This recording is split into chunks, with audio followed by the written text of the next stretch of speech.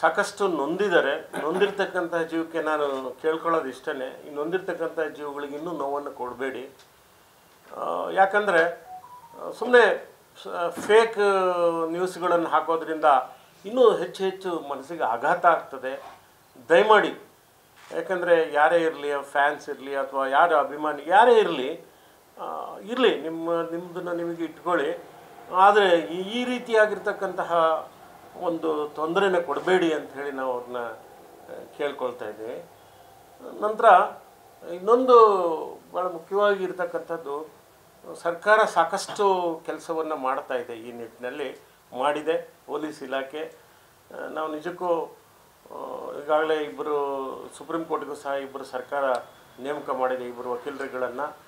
ಅದೆಲ್ಲ ತುಂಬ ಸಂತೋಷದಾಯಕವಾಗಿರ್ತಕ್ಕಂಥದ್ದು. ಏನಿವಾಗ trial court ನಡೀತದೆ, ಅದನ್ನು ಫಾಸ್ಟ್ ಟ್ರ್ಯಾಕ್ ಕೋರ್ಟ್ ಮಾಡಿಬಿಟ್ಟು ಯಾರು ತಪ್ಪಿಸ್ತಿದ್ರೆ ಅವರಿಗೆ ತ್ವರಿತವಾಗಿರ್ತಕ್ಕಂತಹ ಶಿಕ್ಷೆ ಆಗಬೇಕು ಅನ್ನುವಂಥದ್ದು ಸರ್ಕಾರವನ್ನು ಕೇಳ್ಕೊಳ್ತಾ ಇದ್ದೀನಿ. ಈಗಾಗಲೇ ಸಾಕಷ್ಟು ಬಾರಿ ಕೇಳ್ಕೊಂಡಿದ್ದೀವಿ, ದಯಮಾಡಿ ಅದಕ್ಕೊಂದು ಫಾಸ್ಟ್ ಟ್ರ್ಯಾಕ್. ಯಾಕಂದರೆ ಹೇಗಪ್ಪ ಅಂದರೆ ಮನುಷ್ಯ ಮರೆತು ಬಿಟ್ಬಿಡ್ತಾನೆ ಎಲ್ಲದನ್ನು ಕ್ರಮೇಣವಾಗಿ. ಅದು ಆಗಬಾರ್ದು. ಯಾಕೆ ಮಾತನ್ನು ಹೇಳ್ತೀನಿ ಅಂದರೆ, ಮುಂದೆ ಯಾರಿಗೂ ಸಹ ಇಂಥ ಒಂದು ಸ್ಥಿತಿ ಬರಬಾರ್ದು ಅನ್ನುವಂಥ ದೃಷ್ಟಿಯಿಂದ. ಯಾಕಂದರೆ ದೇವ್ರು ಕೊಟ್ಟಿರ್ತಕ್ಕಂಥ ವರ ಬಹಳ ಪ್ರಮುಖವಾಗಿ ಮರುವು ಅಂತಕ್ಕಂಥದ್ದು. ಆದ್ದರಿಂದ ಆ ಮರುವು ಮನುಷ್ಯ ಮರೆಯೋದಕ್ಕಿಂತ ಮುಂಚೆನೇ ಅದು ಯಾರು ತಪ್ಪಿಸ್ತಿದ್ದಾರೆ ಅವರಿಗೆ ಶಿಕ್ಷೆ ಆಗಬೇಕು. ಅದು ಆ ನಿಟ್ಟಿನಲ್ಲಿ ಸರ್ಕಾರ ಮಾಡ್ತದೆ ಅನ್ನುವಂಥ ನಂಬಿಕೆಯೂ ಸಹ ನಮಗಿದೆ. ಯಾಕಂದರೆ ಈಗ ಸುಪ್ರೀಂ ಕೋರ್ಟ್ಗೆ ಹೋಗಿ ಅದೇನು ಬೇಲನ್ನು ಕ್ಯಾನ್ಸಲ್ ಮಾಡಬೇಕು ಅನ್ನುವಂಥ ಕ್ರಮ ಕೈಗೊಂಡಿದೆ ಅಂದರೆ, ಇದನ್ನು ಸಹ ನಮ್ಮ ಸರ್ಕಾರ ನಾವೇನು ಕೇಳಿರಲಿಲ್ಲ, ಆದರೂ ಸರ್ಕಾರ ನಮ್ಮ ಮನಸ್ಸನ್ನು ಅರ್ಥಕೊಂಡಿದೆ. ಆ ನಿಟ್ಟಿನಲ್ಲಿ ಅದು ಕೆಲಸ ಮಾಡಿದೆ. ಅದೇ ನಿಟ್ಟಿನಲ್ಲಿ ಫಾಸ್ಟ್ ಟ್ರ್ಯಾಕ್ ಕೋರ್ಟನ್ನು ಒಂದು ರಚನೆಯನ್ನು ಮಾಡಿ ತಕ್ಷಣ ಯಾರು ಇದಕ್ಕೆ ತ್ವರಿತವಾಗಿರ್ತಕ್ಕಂತಹ ಒಂದು ನ್ಯಾಯವನ್ನು ಸಿಗ್ತಕ್ಕಂಥ ರೀತಿಯಲ್ಲಿ ಕ್ರಮ ಕೈಗೊಳ್ಳಬೇಕು ಅನ್ನುವಂಥದ್ದು ಮನವಿ. ಅದೇ ನಿಟ್ಟಿನಲ್ಲಿ ನಮ್ಮ ಅವರು ಏನು ಗೌಡರು ಹೇಳಿದಾಗೆ ನಿಜಕ್ಕೂ 26 ವರ್ಷ ಆ ಹೆಣ್ಮಗುಗೆ ಇನ್ನು ಈಗ ಕಂದ. ಸರ್ಕಾರದಲ್ಲಿ ಅವಕಾಶ ಇಲ್ಲದೆ ಇರ್ಬೋದು, ಆದರೆ ಸರ್ಕಾರ ಇರೋದೇ ಜನರಿಗಾಗಿ ಅಲ್ವಾ. ಆದ್ದರಿಂದ ಜನರಿಗಾಗಿ ಇರೋದ್ರಿಂದ ಇಂತಹದ್ದು, ಯಾಕಂದರೆ ಇಂತಹ ಕೃತ್ಯಗಳು ಯಾವಾಗಲೂ ಆಗಿಲ್ಲ. ಆದ್ದರಿಂದ ಈ ಒಂದು ನಿಟ್ಟಿನಲ್ಲಿ ಮರುಪರಿಶೀಲನೆ ಮಾಡಬೇಕು. ನಾವು ಮರುಪರಿಶೀಲನೆಗಾಗಿ ಒಂದು ಅರ್ಜಿ ಸಲ್ಲಿಸೋರಿದ್ದೀವಿ. ಅದನ್ನು ಸರ್ಕಾರ ದಯಮಾಡಿ ಅದನ್ನು ಒಂದು ನೆರವೇರಿಸ್ಕೊಡ್ಬೇಕು.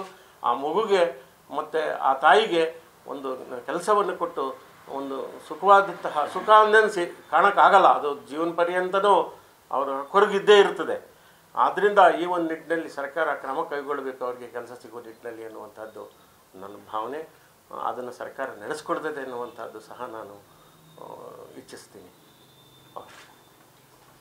ಈಗ ಹೇಳೇ ಇಲ್ಲ ನಾವು ಅದನ್ನು, ಈ ವಿಚಾರ ನಾವೇ ಅದನ್ನೇ ಹೇಳ್ತಿದ್ದೀವಲ್ಲ, ಸುಪ್ರೀಂ ಕೋರ್ಟ್ ಹೋಗ್ರಿ ಅಂತ ನಾವು ಹೇಳಿಲ್ಲ. ಅವರು ಯಾಕೆ ಮಾಡಿದ್ದಾರೆ ಅಂದರೆ, ತಪ್ಪಿದೆ ಅನ್ನೋದು ಗೊತ್ತಾಗಿದೆ ಅವ್ರಿಗೆ, ಯಾರು ಅದನ್ನು ತನಿಖೆ ಮಾಡಿದವರಿಗೆ. ಅದು ಕೊಡ್ತಕ್ಕಂಥದ್ದಲ್ಲ ಅನ್ನೋದು ಗೊತ್ತಿರಬೇಕು, ಅದು ಕೊಟ್ಟಿರೋ ತಪ್ಪು ಅಂತ ಗೊತ್ತಿರಬೇಕು, ಯಾವುದೋ ಒಂದು ಕಾರಣ ಇರಬೇಕು. ಆದ್ದರಿಂದ ಬಲವಾಗಿರ್ತಕ್ಕಂಥ ಕಾರಣ ಇರೋದ್ರಿಂದಲೇ ಅದು ಕ್ಯಾನ್ಸಲ್ ಆಗ್ತದೆ ಅನ್ನುವಂಥ ಉದ್ದೇಶದಿಂದ ಹೋಗಿರ್ಬೋದು. ಅದನ್ನು ನಾವು ಸ್ವಾಗತವನ್ನು ಮಾಡ್ತೀವಿ. ಯಾಕಂದರೆ ಇಲಾಖೆಯವ್ರಿಗೆ ಅವ್ರಿಗೆ ಗೊತ್ತಿರುತ್ತೆ ಅದು ಏನು ಮಾಡಿದ್ದಾರೆ, ಏನು ಅದು ಏನಿದೆ ಅನ್ನೋದು ತಾಂತ್ರಿಕ ಕಾರಣಗಳು ಮತ್ತು ಇದಕ್ಕೆ ಸಂಬಂಧಪಟ್ಟಾಗ ಅವ್ರಿಗೆ ಗೊತ್ತಿರುತ್ತೆ. ಅದನ್ನು ಭಾಳ ಜನ ಇಂಥ ಕೇಸ್ ಎಲ್ಲೂ ಸುಪ್ರೀಂ ಕೋರ್ಟ್ ಹೋಗಿದ್ದು ನಮ್ಗೆ ಗೊತ್ತೇ ಇಲ್ಲ. ಇದೇ ಅಪರೂಪದ ಮೊದಲೇ ಕೇಸ್ ಇದು ಹೋಗಿರೋದು. ಸರ್ಕಾರ ಅದರ ಬಗ್ಗೆ ತೀರ್ಮಾನ ಮಾಡಿದೆ ಅಂದರೆ ಅದರ ಬಗ್ಗೆ ಎಷ್ಟು ಅದು ಅವರ ಮನವರಿಕೆ ಆಗಿದೆ ಮನವರಿಕೆ ಆಗಿದ್ದರಿಂದ ಸುಪ್ರೀಂ ಕೋರ್ಟಿಗೆ ಹೋಗಿದ್ದಾರೆ ಅಂತ ಎಲ್ಲರೂ ಹೇಳ್ತಾ ಇದ್ದಾರೆ. ಅದರಿಂದ ನಾವು ಸರ್ಕಾರನ ನಾವು ಅದಕ್ಕೆ ಧನ್ಯವಾದ ತಿಳಿಸ್ತೀವಿ ಮತ್ತು ಅದನ್ನು ಸ್ವಾಗತ ಮಾಡ್ತೀವಿ. ನಾವು ತಪ್ಪಿರೋ ಶಿಕ್ಷೆ ಆಗುತ್ತೆ ಅಂತ ನಾವು ನಂಬಿಕೊಂಡಿದ್ದೀವಿ. ಆ ಮೂಲಕ ಸರ್ಕಾರ ಮತ್ತು ನ್ಯಾಯಾಂಗ ಸರ್ಕಾರದ ಮೇಲೆ ನಂಬಿಕೆ ಇದೆ. ಮೊನ್ನೆ ಮುಖ್ಯಮಂತ್ರಿಗಳು, ಗೃಹ ಸಚಿವರು ಇದನ್ನೆಲ್ಲ ಅನುಮತಿ ಕೊಟ್ಟಿದ್ದಾರೆ. ನಮಗೆ ನಿಜಕ್ಕೂ ಅವರೆಲ್ಲ ಅದನ್ನೆಲ್ಲ ಯೋಚನೆ ಮಾಡೇ ಕೊಟ್ಟಿರ್ತಾರೆ. ಅದರಿಂದ ಅದನ್ನು ಸ್ವಾಗತವನ್ನು ಮಾಡ್ತೀವಿ ನಾವು. Thank you sir. ಸರ್ಕಾರದಿಂದ ಮತ್ತು ಕೆಲವು ಗಣ್ಯರಿಂದ ಸರ್ಕಾರದಿಂದ ಯಾವ ಇದು ಬಂದಿಲ್ಲ, ಅದು ತಪ್ಪು ಮಾಹಿತಿ ಒಂದೊಮ್ಮೆ ಇದ್ದರೆ. ಅಲ್ಲ, ಹೋಮ್ ಮಿನಿಸ್ಟರ್ ಕೊಟ್ಟಿಲ್ಲ. ಇಲ್ಲ ಹೋಮ್ ಮಿನಿಸ್ಟ್ರಿಂದನೇ ನಮಗೆ ಅಲ್ಲ, ಅದರಿಂದನೇ ನಾನು ಕ್ಲಾರಿಟಿ ಕೊಡ್ತಿದ್ದೀನಿ. ತಾವು ಹೇಳಿದ್ರಲ್ಲ, ತಾವು ಸ್ಪಷ್ಟನೆ ಕೊಡ್ತೀನಿ. ಸರ್ಕಾರದಿಂದ ಯಾವ ಪರಿಹಾರನೂ ನಮಗೆ ಬಂದಿಲ್ಲ, ಅದ್ರ ಬಗ್ಗೆ ಕ್ಲಾರಿಟಿ ಕೊಡ್ತಿದ್ದೀವಿ. ಮತ್ತು ಏನು ಯಾರು ಕಷ್ಟಕ್ಕೆ ಸ್ಪಂದಿಸಬೇಕು ಅನ್ನುವಂಥವ್ರು ಕೆಲವು ರಾಜಕಾರಣಿಗಳಾಯಿತು ಕೆಲವು ರಾಜಕಾರಣಿಗಳಾಯ್ತು, ಕೆಲವರು ಹಿತೈಷಿಗಳಾಯ್ತು, ಸ್ವಲ್ಪ ಮಟ್ಟಿಗೆ ಇದನ್ನು ಕೊಟ್ಟಿದ್ದರು, ನೆರವನ್ನು. ಆ ನೆರವನ್ನು ಕೊಟ್ಟಿರ್ತಕ್ಕಂಥದ್ದಕ್ಕೆ ಅವರಿಗೆಲ್ಲರಿಗೂ ಕೃತಜ್ಞತೆಗಳು. ಆ ನೆರವನ್ನು ನೀಡಿರ್ತಕ್ಕಂಥವ್ರಿಗೆ. ನಂತರ ನಮ್ಮ ಕುಟುಂಬದ ನಡುವೆ ಆಗಲಿ ಅವರ ನಡುವೆ ಆಗಲಿ ಯಾವುದೇ ಇಲ್ಲ, ಯಾವ ವ್ಯತ್ಯಾಸಗಳಿಲ್ಲ, ಎಲ್ಲರೂ ಚೆನ್ನಾಗಿದ್ದೀವಿ. ನಾವು ಟೈಮ್ ನೋಡಿಬಿಟ್ಟು ಆ ಮಗುನ ಕರ್ಕೊಂಡು ಬಂದು ಆ ತಾಯಿ ಮತ್ತು ಮಗುನಿಬ್ಬರೂ ಕರ್ಕೊಂಡು ಬರೋರಿದ್ದೀವಿ. ಅದಕ್ಕೆಲ್ಲ ನಮ್ಮೊಂದು ಸಂಪ್ರದಾಯ ಇರ್ತದೆ, ಒಂದು ಒಳ್ಳೆಯ ದಿವಸ ಅದನ್ನೇ ಒಂದು 5 ತಿಂಗಳಲ್ಲಿ ಹೀಗೆ ಅಂತ ಹೇಳ್ಬಿಟ್ಟು ಒಂದು ಇದಿರ್ತದೆ. ಅದೆಲ್ಲದನ್ನು ನೋಡಿಕೊಂಡೆ ನಾವು ಅದನ್ನ ವ್ಯವಸ್ಥೆ ಮಾಡ್ತೀವಿ ಅಂತ. ಅದ್ರ ಬಗ್ಗೆ ಯಾವ ಇದು ಇಲ್ಲ, ಯಾವುದೂ ಇಲ್ಲ. ಮೊನ್ನೆ ತನಗೂ ಅವರೆಲ್ಲ ಬಂದು ಊಟಕ್ಕೆಲ್ಲ ಮಾಡಿಕೊಂಡು ಹೋದರು. ಆ ರೀತಿಯಾದಂಥದ್ದು ಯಾವುದೂ ಇಲ್ಲ. ಅದು ಬಹುಶಃ ನಿಮ್ಗೆ ಯಾರಾದರೂ ತಪ್ಪು ಮಾಹಿತಿ ಕೊಟ್ಟಿರ್ಬೋದು, ಇರ್ಬೋದು.